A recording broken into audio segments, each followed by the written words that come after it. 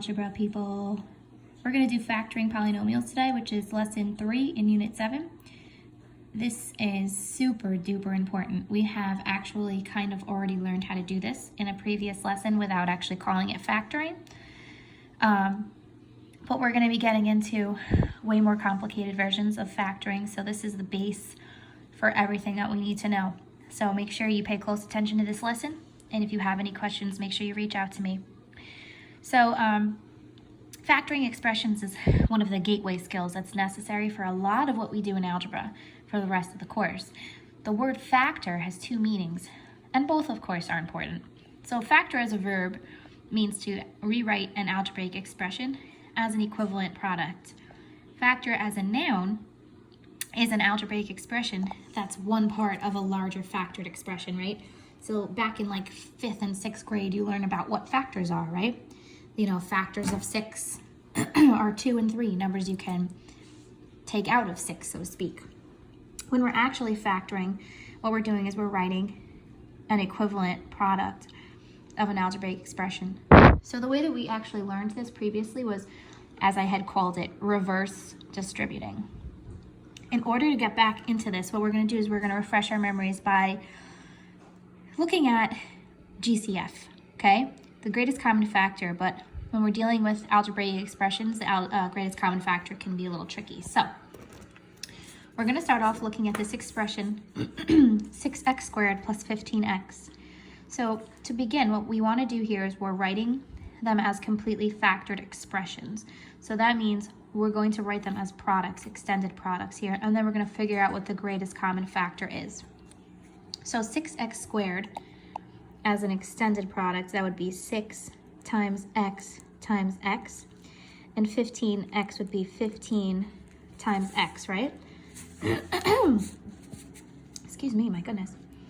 Now what I'm going to do is I'm going to actually break up the 6 and the 15 into their factors, okay? So I can't do all of their factors, so I want to think about common ones between 6 and 15. So I know that I could divide 6 by 3, and I can also divide 15 by 3.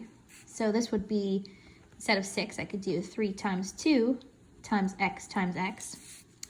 And instead of 15, I can do 3 times 5 times x.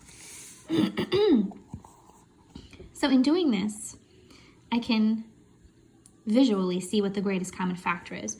So what do these two things have in common? They have 3 in common, and they have an x in common. So the greatest common factor between the two of these would be 3x. Excuse me. So the less complicated version, without writing all this out, is to look at the coefficients, and you figure out what the GCF is between the two coefficients. So between 6 and 15, the GCF of those two numbers would be 3. And then what we do is we look at, I'm so sorry, the x squared and the x. My goodness. And the GCF between those two numbers is going to be the variable with the greatest number of exponents we can take out of both of them. So basically, this has an exponent of 1 and this has an exponent of 2. So what we're going to choose is the lower one, because I can take out an x from x squared, but I can't take out x squared from 1x. So that would just be 3x. Okay, so the last thing we're going to do is, and this is what we've done before using the quote-unquote reverse distributive property, where we take out, so to speak, the GCF. So what you're really doing is dividing. But if we take out the GCF, it goes outside. And then we're thinking about what would we have multiplied 3x by to get 6x squared, right? So this is actually factoring. So what would I have multiplied 3x by to get 6x squared? I would have to multiply the 3 by 2. And I would have to multiply the x by x to get x squared. Well, then I have a plus sign. One sec, buddy. And then what would I multiply 3x by to get 15x? I would have to multiply the 3 by 5. And x would just be times 1 to get x. So this would be my answer. And what I've just done here is actually factored. Now you can check that you've done it correctly by distributing. One sec, buddy. So 3x times 2x plus 5. I'm going to do 3x times 2x. That gives me 6x squared plus, and then 3x times 5 is 15x. And as long as you get the same thing, you know you've done it correctly. We're going to just skip over this one for now, just in the interest of time. But to summarize, what we're doing is we're finding the GCF between the two numbers and pulling it out, basically. You can also think of that as dividing, okay?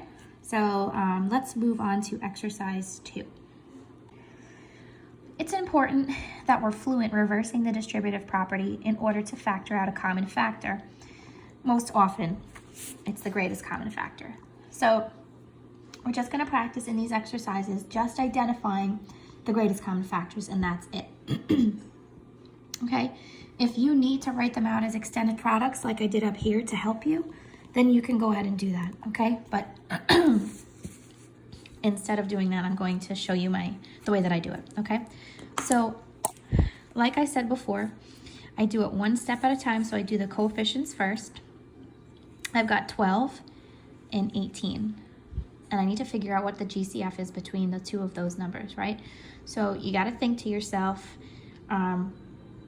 it's generally easier to think of the factors of the smaller number, because the smaller number has less factors sometimes, but that's not always true. So really, you just gotta think about the factors and try to determine which one will be the greatest one. So thinking of 12, I know I can divide 12 by 12. Can't divide 18 by 12. I can divide 12 by 3 and 4. I can't divide 18 by 4, but I can divide it by 3. And then I can also divide 12 by 6 and 2. And I can divide 18 by 6. So between 3 and 6, 6 is the greater one. So the GCF of 12 and 18 is 6. Okay? Next, I'm doing the variables. The easy way to do it is to always choose the smallest exponent. Okay? So between x cubed and x, their GCF is going to just be the smaller exponent, which is just x. So my GCF is 6x. And if you're having trouble with the exponent thing, just think to yourself, if you chose x cubed as your GCF, you wouldn't be able to take that out of x or divide it, okay? So you have to pick the smallest exponent. Let's look at B. 5x to the 4th and 25x squared. This one's easy in terms of the coefficients. The GCF between 5 and 25 is going to be 5, right? Because I can divide 5 by 5, and I could also divide 25 by 5. Now for the variables, I have x to the 4th and x squared. The easy way is to just choose the smaller of the two, which is x squared. So my GCF here is 5x squared. Okay, part C. Now we have these examples where we have multiple variables instead of just one. So again, you're going to just simply do this piece by piece. So we'll do the coefficients first. 21 and 14. They're going to have a GCF of 7. Okay? Now I'm going to look at the variables. So I'm going to look at the x's first. I have x squared and x. So between x squared and x, the smaller exponent is just x. So that's going to be my GCF out of the two of those. And then I have y to the 5th and y to the 7th. And I'm going to pick the smaller exponent, which is y to the 5th. Okay, that's the easy way to do this. So my GCF would be 7x y to the 5th. This can be a very confusing topic, so if you follow these steps and hints that I'm giving you, it'll make it so much easier. So I'm hoping you guys are really watching these videos and taking these hints and tips and using them. In this case, the last 3 examples, we're doing 3 monomials instead of just 2. Nothing changes, except that when you're considering the GCF, you have to look at 3 values instead of just 2. So here we're looking at 24, 16, and 8. Out of those 3 numbers, their GCF will be 8 because I know I can divide 8 by 8, 16 by 8, and 24 by 8. And now I have x's to deal with. So I have x cubed, x squared, and x. Just pick the smallest exponent, which is x. So my GCF here is going to be 8x. That's it. For part E, you know what, before I go on, I just want to mention that if, because none of these examples have that, but if one of these terms does not have an x, you can't pull it out for a GCF. It would have to just be the coefficient. It would just be, like, let's say this was just 8. Then the GCF would only be 8 because you can't take an x out of all 3 terms, okay? Next, E. I'm looking at 20, -12, and 28. I want to figure out what is the GCF of those 3 numbers. So try to start with the number you know has probably the less factors. Maybe in this case 12 has the most, but we have 20 and we have 28, and basically it's around the same amount of factors, but let's just use 28 for example. I know we can divide it by 2 and we get 14, but those numbers don't work with the 20 and the 12. So what else do we know about 28? We also know 7 times 4 gives us 28, and hopefully that gives you an idea, because I can divide -12 by 4, and also I can divide 20 by 4. So my GCF of all those coefficients will be 4. Next, I'm looking at the x's. I've got x cubed, x squared, and x. So again, we're thinking of the smallest exponent, which would be x. So my GCF is 4x here. This being negative doesn't change the fact that that's 4, by the way. Okay, final example for these. Again, we're going to take a look at the coefficients, then we're going to look at the x value separately and the y value separately. So go ahead and give this a pause, try this last one yourself, and unpause. Okay, hopefully everybody got 9xy here. The GCF between 18, 45, and 90 is 9. And then out of the x's, they have x squared, and x. The smallest of those is x. And then we have y squared, y, and y squared, and the smallest of those is y. Okay, and that would be your GCF. So, what we're going to now do is we're going to take it one step further, because once you can identify the greatest common factor, you can easily use that greatest common factor in the distributive property going backwards, like I've showed you in the past, to actually write an equivalent factored expression, okay? So what we're going to do is we're going to do a few of these together, and then I'll let you do a few by yourselves. We're going to first find the GCF, then we're going to write the GCF on the outside of parentheses to do the reverse distributive property, basically, and then we will have factored. Okay, so let me show you what I mean by that. We're going to look at the first one, part A, 6x squared plus 10x. I need to figure out what the GCF is between 6x squared and 10x. So again, I take it one step at a time. I do coefficients. So the GCF of 6 and 10 is going to be 2, because I can divide them both by 2. And then I look at the x's. I have x squared and x. Pick the smaller one, which is x. That's my GCF. And then I'm going to place parentheses, and I'm going to reverse distribute it. So some teachers teach this as division. Whatever makes the most sense to you. If you want to take the 6x squared and divide it by 2x, and 10x divided by 2x and write that here, you can. But I've just seen you guys have success with doing this using the reverse distributive process, which means you have to imagine, what would I have multiplied 2x by to get 6x squared? And that would give you 3x, plus what would I have multiplied 2x by to get 10x? 5. And that's my answer. Okay? Just to show you, if you'd like to use the division y, I'll just go up to the top to show you. Once you determine your GCF, what you do is you take each piece and divide it by the GCF, like this. okay? And you do 6 divided by 2 is 3, and then you would do x squared divided by x, keep the base, subtract the exponents, which is 1. And then here, 10 divided by 2 is 5, and x divided by x is just 1, and that would be your inside. So you can do it however you want. This has been what I've found is the easiest for my students. Okay, so let's try the next one.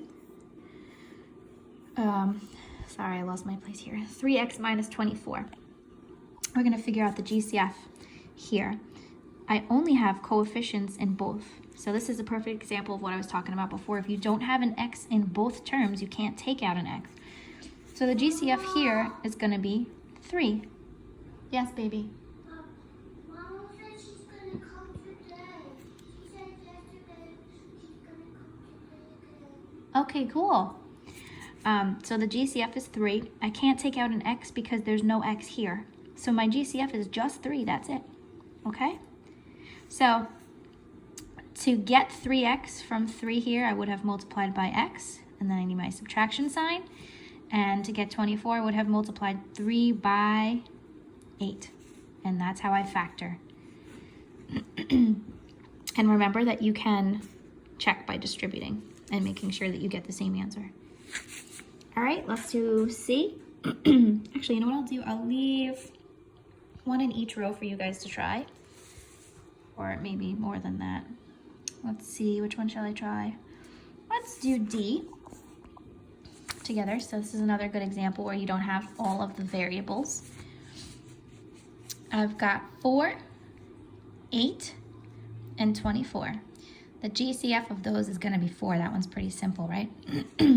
Problem here is I have x squared, x, and then no x. So can I take out an x here in my GCF? I cannot. They do not all have x in common. So this is my GCF, is 4. So now I'm just reverse distributing. What would I have multiplied 4 by to get 4x squared? X squared. 4,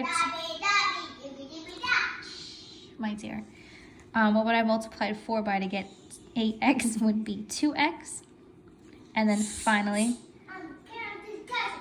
I would have multiplied 4 by 6 to get 24. So that would be my answer for this one. Okay.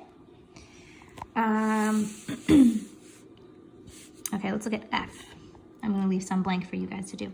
So for F, let's look at our 2 coefficients first. I have 10 and 35. So between 10 and 35, I can take out a 5. Now I'm going to look at the variables. I have x cubed and x squared. I'm going to select the smaller one, which is x squared. And then I'm going to put my parentheses here. And I'm going to reverse distribute. So what would I have multiplied 5x squared by to get 10x cubed? So I'll do the coefficients first. I would have to multiply 5 by 2 to get the 10. And then to get x cubed from x squared, I would have to multiply that by x, right? Because keep the base, add the exponents. I need to get 3 from here, so I have to do 2 plus 1. Then I have a minus sign here. To get 35 from 5, I would have to multiply by 7. There's already an x squared here, so I'm going to leave that like this. Okay? So this would be my answer. And again, you can always check. 5x squared times 2x would give me 10x cubed minus 35x squared. Okay? Let's see, which one shall we do next? Let's do, let's just do H, and then you guys can do the rest yourselves, okay? So for H, between 8 and 2, I have a GCF of 2. And between x to the 4th and x squared, the GCF will be the smaller one, which is x squared. Set up your parentheses. And now I'm thinking, what will I multiply 2x squared by to get 8x to the 4th? So to get 8 from 2, I'm multiplying by 4. And to get x to the 4th from x squared, I would have to multiply by x squared, right? Remember, we're keeping the base and adding the exponents. That's what we would do here. And then I have a minus What would I multiply 2x squared by to get 2x squared? Well, I would multiply by 1. Okay, and that would be my answer there. Okay, so what I'm going to do is I'm going to have you guys pause, and you're going to do these four, C, E, G, and I on your own, and then we're going to do the last two. Okay, so go ahead and pause. Okay, kiddos, so for C, the GCF ended up being 5x, and when I did the reverse distributive property, I got 2x minus 3 on the inside. So the factored version is 5x times 2x minus 3. For E, the GCF was 2x, and when I factored it out, I got 3x squared minus 4x plus 1, and that was my factored version here. For G, the GCF was just 10. There was not a variable in each term. And so I got 10 times x squared minus 4x minus 5. And finally, for I, the GCF was 8x. When I pulled out the 8x, I got 8x times x squared plus 3x minus 4. So guys, if you're having trouble with this, please let me know so I can do my best to try to help you, even though we're at a distance from each other, because this is absolutely crucial to be able to do this. Because we're going to be factoring super complicated polynomials. For example, G, this one is a perfect example. Or we're going to need to be able to factor something like this, and if you can't take out the GCF first, you're going to be unable to factor it. So we have to make sure that we're all good with this. So that's why I assigned you guys a pretty good amount of homework today. Don't get mad at me. But you need to practice, and you need to make sure that you're good with this. So please, please, please let me know in the comments on Google Classroom if you need extra help with this. Finally, the last thing we're going to do is we actually did this a long time ago. It was all the way back in Unit 1. Look at that. I couldn't remember what unit it was, and here it is, where we factored out an actual entire binomial. So what we did was we looked to see sometimes you have a whole binomial that's in common here. So take a look. This plus sign is separating two monomials here. I have x plus 5 times x minus 1, and then I have x plus 5 times 2x minus 3. So what do they both have in common? They both have this x plus 5 in common. So what we're really doing is we're pulling out, using the reverse distributive property like before, that x plus 5. We're going to pull it out over here, if you guys remember. And then what's left is here. And what you would do is you write it out because there's a plus sign. This is x minus 1 plus 2x minus 3. If you guys remember this. And then all you do is combine these like terms here, and you'll end up with two binomials. So this is x plus 5, and then when we combine these like terms, we have x plus 2x, which is 3x, and then I have negative 1 plus negative 3, which is negative 4. And this, believe it or not, is the factored form of this monstrosity. And we did this already, so this should not be new. This is just really a review. Okay, the one thing that was tricky, if you recall, was when there's a negative here, we have to remember to distribute. So let me show you what I mean. What do I have in common here? I've got this 2x minus 1 in common. So I'm going to take that out, off to the side. The 2x minus 1 goes here. Hold on, please. And then I'm going to write this, 2x plus 7. And now here's where I have my problem. I have this negative here. So the negative has to be applied to this x minus 3. So I'm going to change the signs. So this is negative x plus 3. And then the last thing I have to do is just combine the like terms inside, and then I'll have two binomials. 2x minus 1, and then I've got 2x minus x, which is x. And then 7 plus 3, which is 10, so plus 10. And that's my answer, guys. So hopefully you remember this. I'm hoping. The trickiest part about that is just remembering to distribute the negative if you have to. All right, guys? So factoring is very important. Again, let me know if you need help. And My algebra people will really enjoy this, I know, so have fun.